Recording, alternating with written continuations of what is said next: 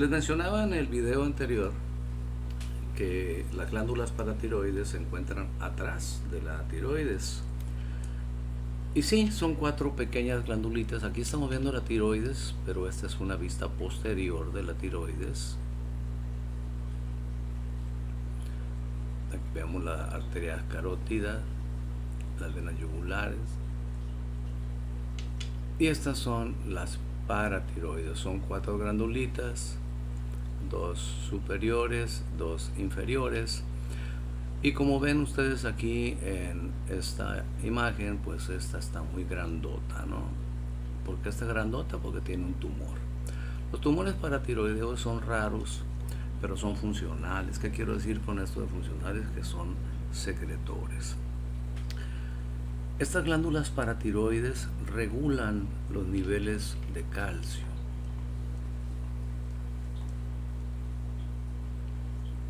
Dicho de otra manera, elevan los niveles de calcio en sangre.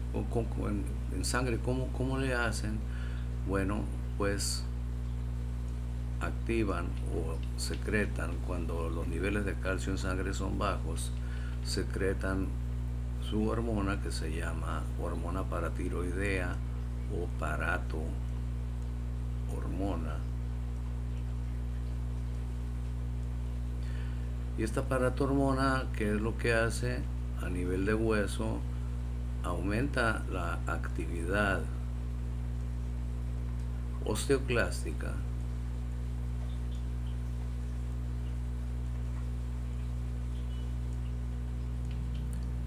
los osteoclastos son células del hueso que comen osteoide. El osteoide es el hueso sin minerales, ¿no?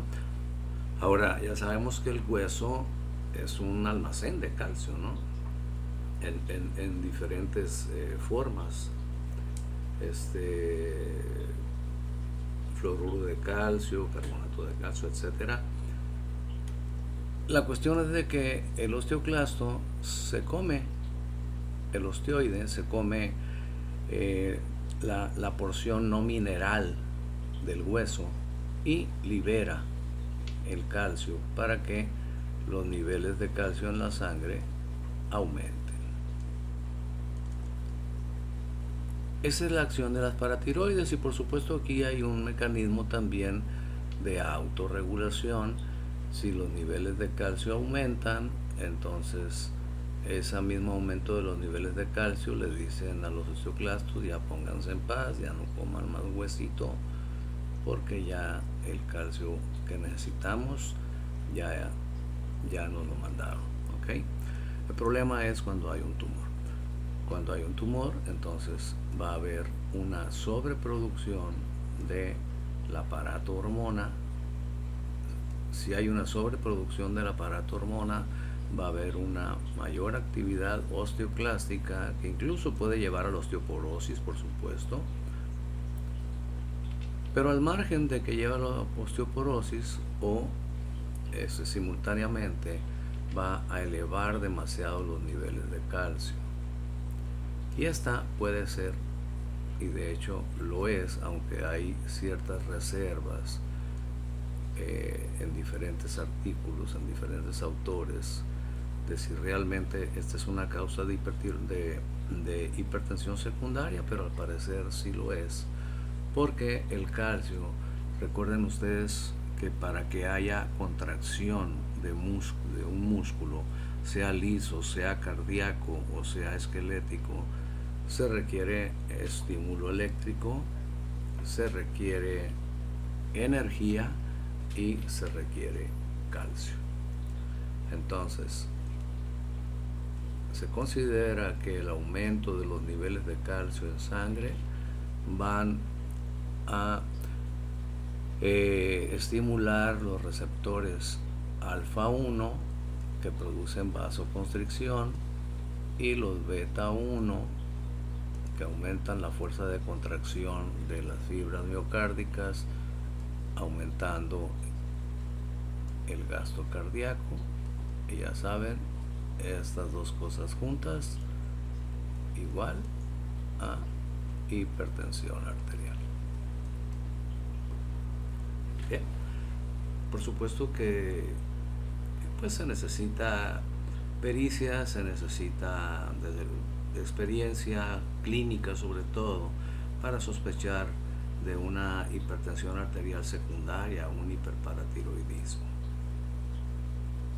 Claro, a veces hay necesidad de hacer algunos estudios, pero bueno, se pueden hacer, y desde luego pues el tratamiento siempre será la extirpación de ese tumor, monitorear, dar seguimiento, y seguramente la hipertensión arterial, si esa era la causa, va a desaparecer después de la extirpación. Tenemos el síndrome o la enfermedad de Cushing. Vamos a leer primero el texto. Nos dice: el síndrome o enfermedad de Cushing es causado por elevadas concentraciones de glucocorticoides, en sangre,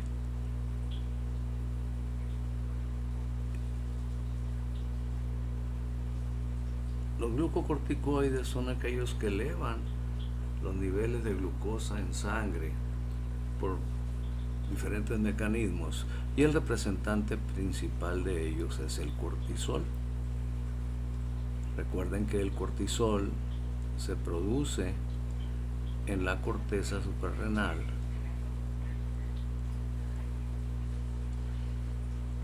específicamente en la capa media, que es la capa fasciculada,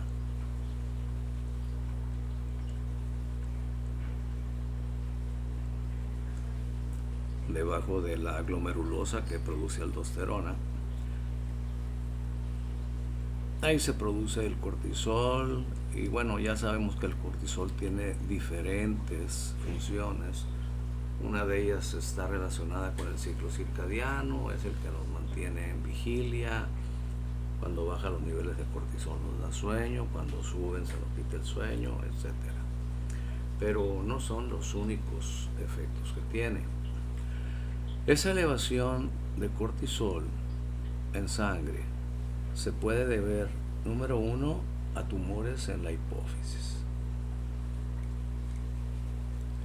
Como lo dice aquí, tumores hipofisiarios. Vamos a volver a dibujar la hipófisis aquí. Ahí está su infundíbulo. Aquí está la adenohipófisis. Acá está la neurohipófisis, el infundíbulo, el hipotálamo. La adenohipófisis, dentro de las 7 hormonas que produce una llamada ACTH, o también se le llama corticotropina.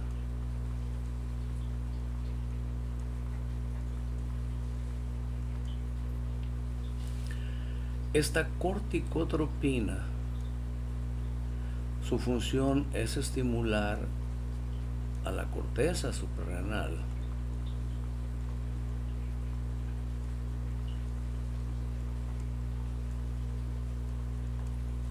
en sus 3 capas: la capa glomerulosa,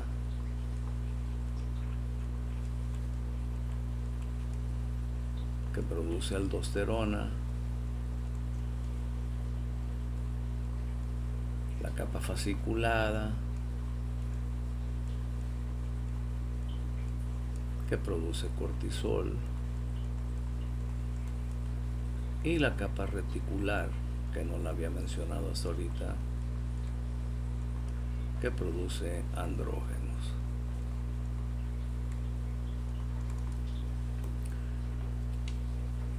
Esta corticotropina, ACTH por sus siglas en inglés, pues normalmente estimula a la corteza suprarrenal.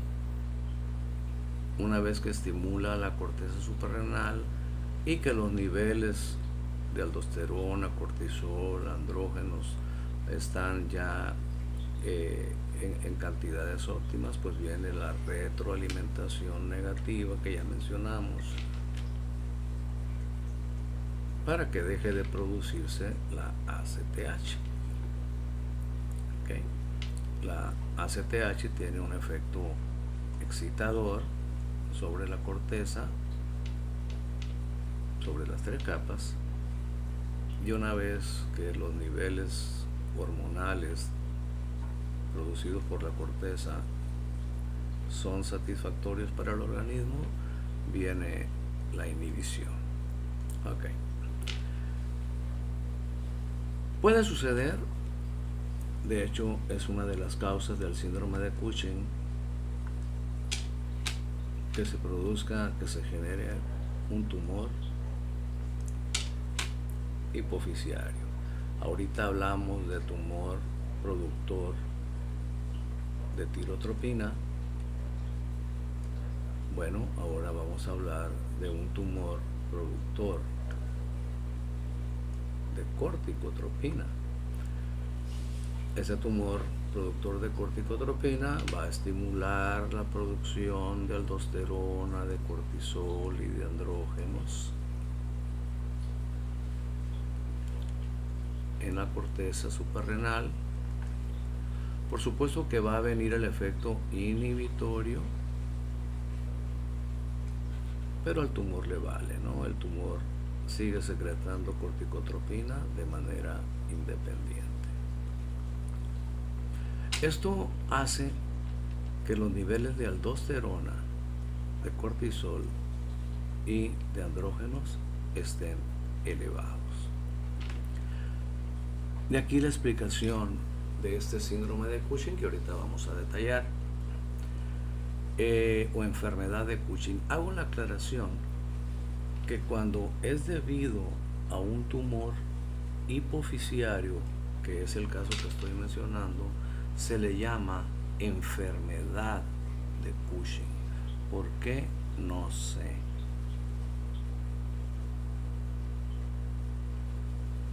Ni nadie se los va a poder explicar. Pero bueno, se llama enfermedad de Cushing.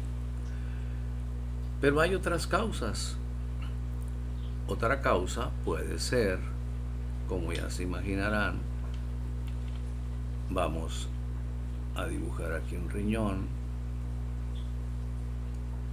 sin vasos y vamos a dibujar arriba del riñón la glándula suprarrenal con su corteza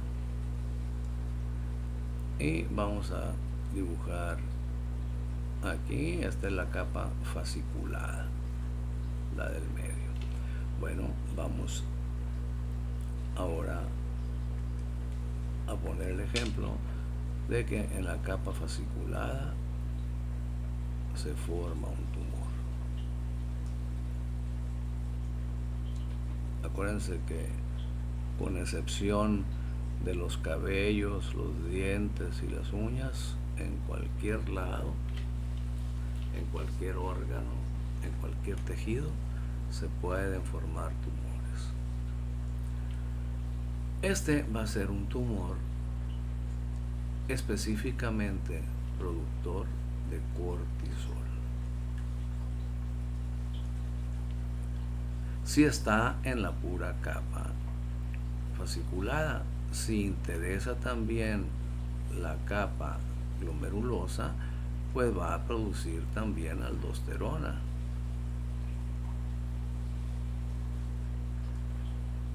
Y si interesa las tres capas, inclusive también la reticular, pues entonces va a producir también andrógenos, ¿ok? Cuando se trata de un tumor, no en la hipófisis, no en la adenohipófisis, sino en la corteza suprarrenal, ya sea circunscrito a la capa fasciculada o abarcando toda la corteza, vamos a tener la misma sintomatología, las mismas características externas, las mismas manifestaciones, nada más que aquí ya se llama síndrome de Cushing, ¿ok? Ya se llama síndrome de Cushing.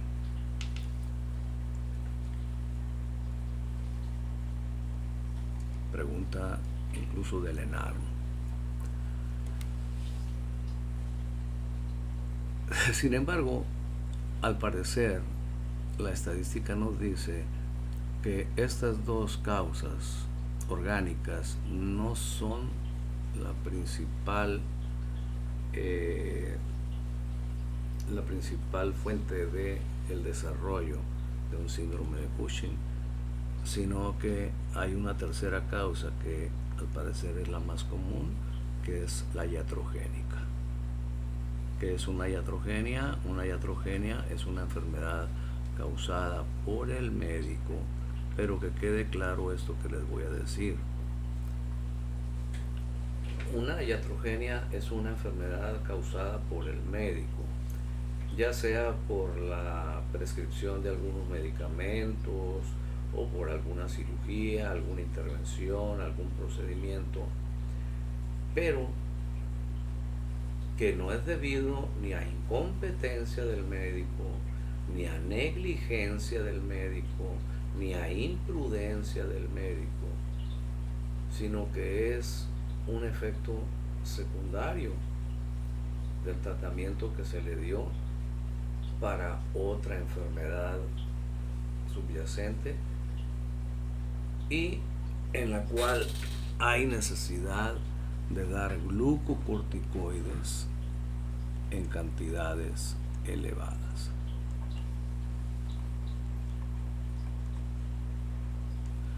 Los glucocorticoides, todos ellos son derivados del cortisol.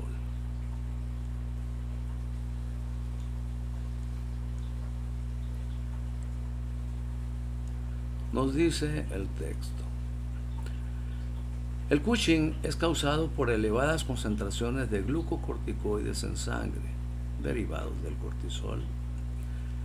Esto puede ser debido a tumores hipoficiarios productores de corticotropina. Como les mencionaba en el primer caso, ahí se llama enfermedad de Cushing, o puede ser tumores de la capa fasciculada o de toda la corteza suprarrenal, en cuyo caso ya se llama síndrome de Cushing, o, como les decía, al parecer, no tengo la estadística, pero al parecer es la causa más frecuente, por la prescripción de medicamentos que nos van a elevar la producción de cortisol como efecto secundario, y a eso se le llama iatrogenia. Pero fíjense bien lo que dice aquí: previa información. ¿A qué me refiero con previa información? De que el médico que va a prescribir estos medicamentos, que una de dos, o de manera secundaria elevan el cortisol, o directamente elevan el cortisol, o son derivados del cortisol, es decir, son glucocorticoides. Cuando los prescribe, debe de mencionarle al paciente cuáles son los efectos secundarios, porque los efectos secundarios los están viendo ustedes ahí en esa lámina. Hay obesidad. En el Cushing vamos a tener una obesidad centrípeta,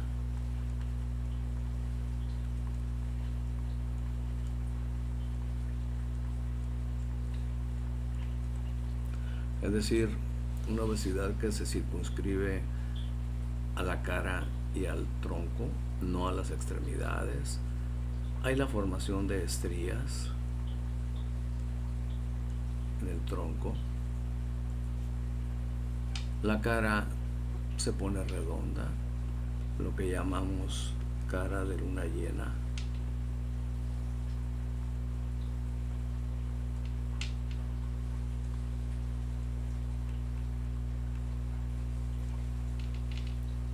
Están chapeteadas, se ponen, y digo están chapeteadas porque es mucho más frecuente en mujeres. Ahorita les explico por qué. Al estar chapeteado, al tener los cachetes rojos, las mejillas rojas, se le llama rubicundez.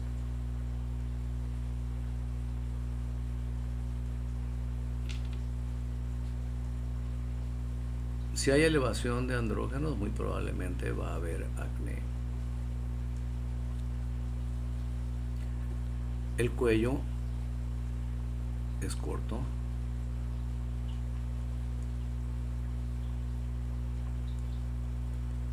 A veces, aquí no se ve porque es una proyección frontal, pero a veces se forma un acúmulo de grasa en la espalda y forma una joroba a la cual se le llama jiba de búfalo.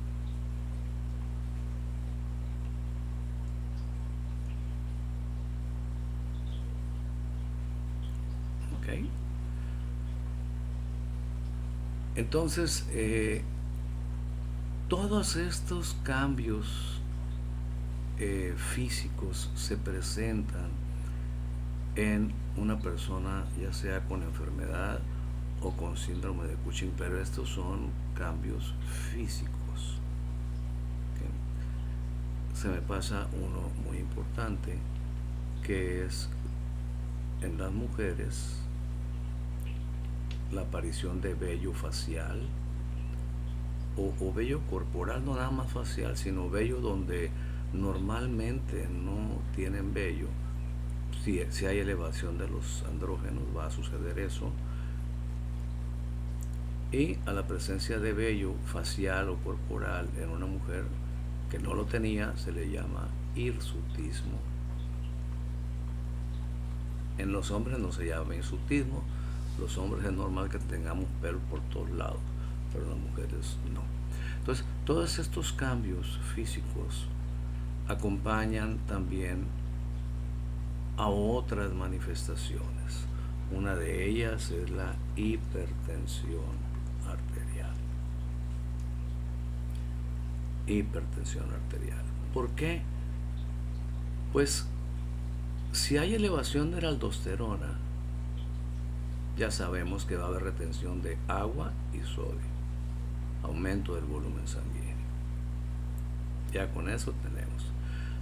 Pero el cortisol per se, es decir, el puro cortisol por él mismo, es capaz de darnos también retención de sodio y agua,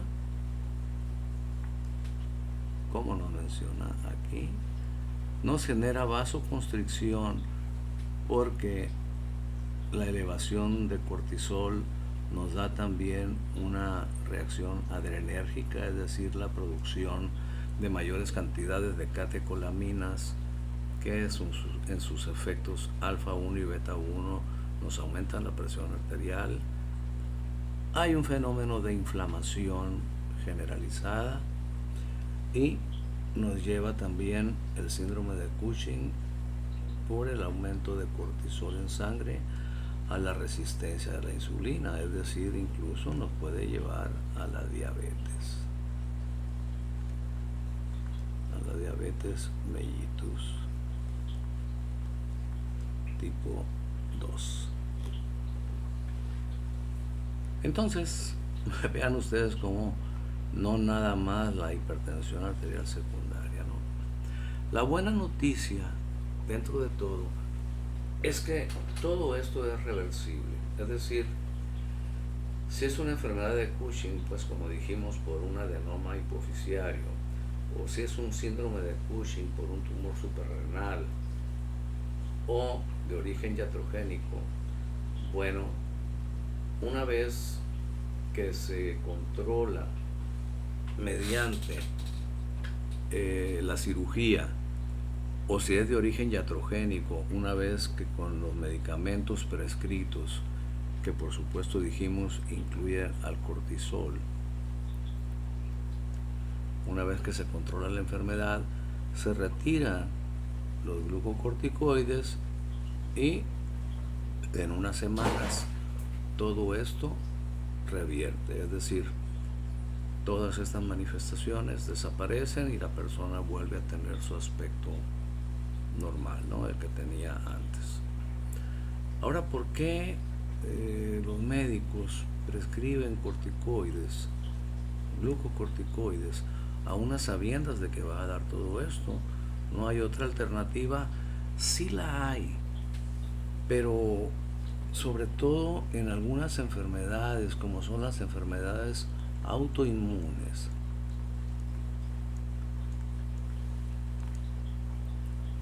Recuerden que en las enfermedades autoinmunes el problema es que se forman anticuerpos. Nuestro sistema inmunológico se vuelve loco y se forman anticuerpos contra células sanas que pueden ser de diferentes órganos. Hay un montón de enfermedades autoinmunes y bueno, la inmunología sigue siendo, junto con la neurofisiología, uno de los misterios más grandes de la medicina, y cada vez se encuentran más enfermedades autoinmunes, pero el común denominador en una enfermedad autoinmune es que se producen anticuerpos contra células sanas. Entonces, ¿qué es de las primeras cosas que tiene que hacer el médico? Deprimir el sistema inmunológico. Hay que generar una menor producción de anticuerpos en general por este sistema. Y sí, los glucocorticoides son unos excelentes inhibidores del sistema inmune, es decir, nos inmunodeprimen.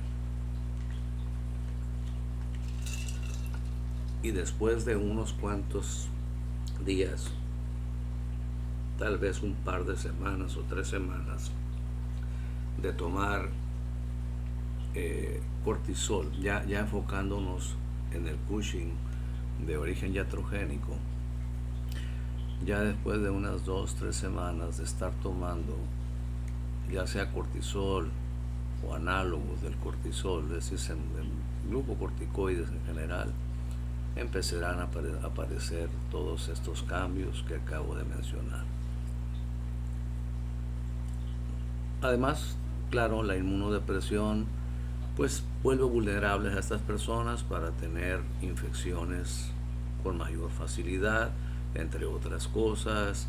Los predispone para la osteoporosis. Tienen un montón de efectos secundarios los glucocorticoides, pero es difícil prescindir de ellos en las enfermedades autoinmunes, cuando menos hasta que se logra controlarlas. Enfermedad antifosfolípidos, espondilitis anquilosante, por supuesto lupus eritematoso, esclerodermia, pénfigo, artritis reumatoide, más todas las otras enfermedades autoinmunes que ustedes puedan conocer, generalmente tratadas por la especialidad de reumatología, materia que van a llevar más adelante. Por lo regular, junto con otros inmunosupresores, se combinan los glucocorticoides. Claro, insisto, el médico que va a prescribir glucocorticoides tiene que advertirle al paciente que se los administra porque es necesario para controlar su enfermedad, sobre todo cuando es una enfermedad autoinmune que ya sabemos que nos puede destruir el organismo o nos puede destruir determinados órganos de nuestro cuerpo rápidamente, ¿no? O de manera insidiosa a veces. Entonces hay que inmunodeprimir, hay que explicarle que va a tener cambios fisonómicos, pero que son reversibles, ¿no? Por supuesto que el paciente tiene todo el derecho del mundo de aceptarlo o negarse, pero ese ya es otro boleto, ¿no? Esas ya son cuestiones de bioética.